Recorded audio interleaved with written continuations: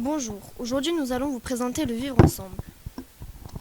Dans la première scène du film, on voit que le professeur Scott rentre dans la salle de classe. Le professeur est étonné de ce qu'il entend des élèves.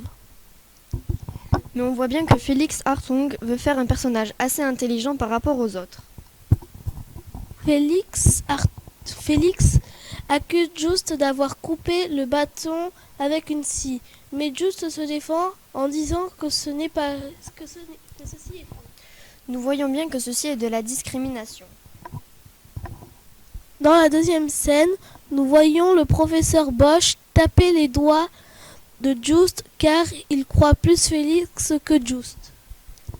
Dans la troisième scène, nous voyons que le professeur Konrad Koch n'est pas d'accord, mais tous les élèves regardent Félix et celui-ci sourit. Dans tout ça, nous voyons bien que tout est de la discrimination, que ça soit raciste ou pas, ça en rejette. Nous voyons bien que dans le film, la règle n'est pas respectée.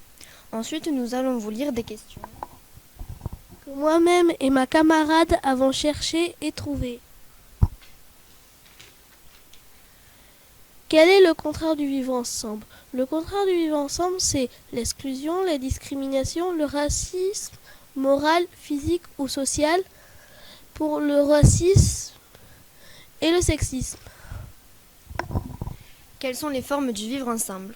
Les formes du vivre ensemble sont s'inclure de la paix, la sécurité, du développement durable, de la cohésion sociale.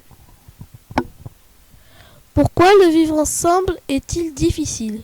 Le vivre ensemble est difficile car la mentalité des gens change et évolue. Quelles sont les caractéristiques du vivre ensemble? Le lien du vivre ensemble repose sur le respect mutuel, l'acceptation à l'opinion de tous. C'est quoi le vivre ensemble? C'est être totalement attentif aux autres, de ne pas les rejeter ou les craindre. Pour y arriver, il faut parler et faire des efforts. C'est de ne pas avoir peur de communiquer entre nous et les autres.